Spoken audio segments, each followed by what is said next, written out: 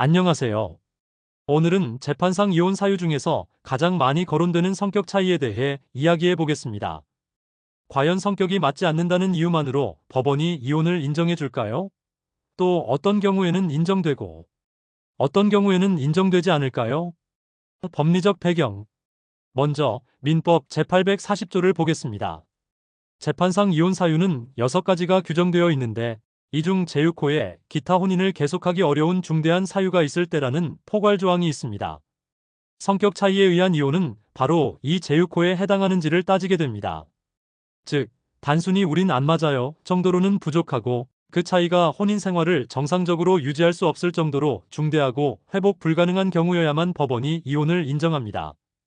인정되는 경우. 법원은 다음과 같은 경우에 성격 차이를 인정하여 이혼을 허용해 왔습니다.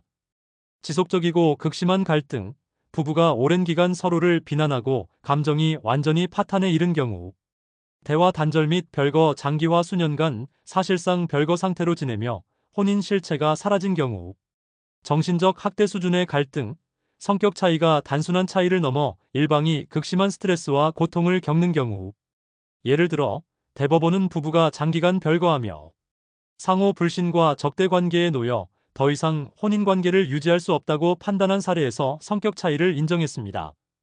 인정되지 않는 경우. 반대로 다음과 같은 경우에는 법원이 성격 차이만으로는 이혼을 쉽게 인정하지 않습니다.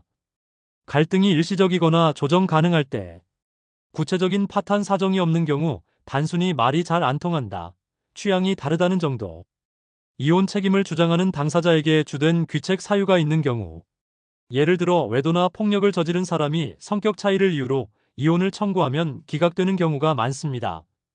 한 사례를 들어보겠습니다. A씨와 B씨는 결혼 10년 차 부부였습니다.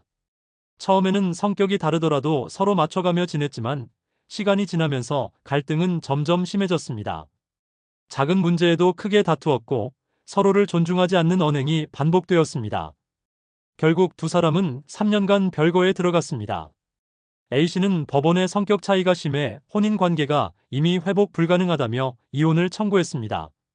법원은 3년간의 별거와 상호 불신을 근거로 혼인의 실체가 이미 소멸되었다고 판단했습니다. 단순한 성격 차이가 아니라 혼인을 계속하기 어려운 중대한 사유로 본 것입니다. 결국 이혼이 인용되었습니다. 반대로 또 다른 사건에서는 단순히 대화가 잘 안 된다, 성격이 다르다는 이유만을 주장하며 별거 기간도 짧았던 경우가 있었는데 법원은 이혼을 기각했습니다. 아직 혼인관계를 회복할 수 있는 여지가 있다고 본 것이죠. 마무리. 정리해보겠습니다. 성격 차이로 인한 이혼은 단순한 차이인지 아니면 혼인을 파탄시킬 정도의 중대한 사유인지가 핵심입니다. 장기간의 별거, 회복 불가능한 불신, 정신적 고통 등이 입증되어야 이혼이 인정될 가능성이 높습니다. 따라서 단순한 다툼 수준에서 바로 소송을 제기하기보다는 구체적인 증거와 상황을 정리해 법적 판단을 받아보는 것이 중요합니다. 협의 이혼에서의 성격 차이.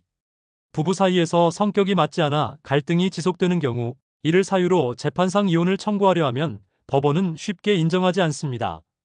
민법 제840조에서 정한 엄격한 사유가 있어야 하기 때문입니다. 그러나 협의이혼은 다릅니다. 1. 협의이혼의 기본 개념. 협의이혼은 부부가 서로 합의하여 혼인을 해소하는 제도입니다. 재판상 이혼과 달리 성격 차이, 가치관의 불일치, 취향의 차이 등 개인의 주관적 이유만으로도 가능합니다. 법원은 왜 이혼하려는가를 따지지 않고 부부의 합의가 진정한가만 확인합니다. 2. 성격 차이와 협의이혼. 성격 차이는 혼인 생활 중 가장 흔히 발생하는 갈등 사유 중 하나입니다. 재판상 이혼에서는 단순한 성격 차이는 인정되지 않지만 협의이혼에서는 성격 차이가 가장 대표적인 협의 사유로 받아들여집니다. 결국 두 사람이 성격이 너무 달라 더 이상 함께할 수 없다는 공감대에 도달했다면 그것만으로 협의이혼을 선택할 수 있습니다. 3.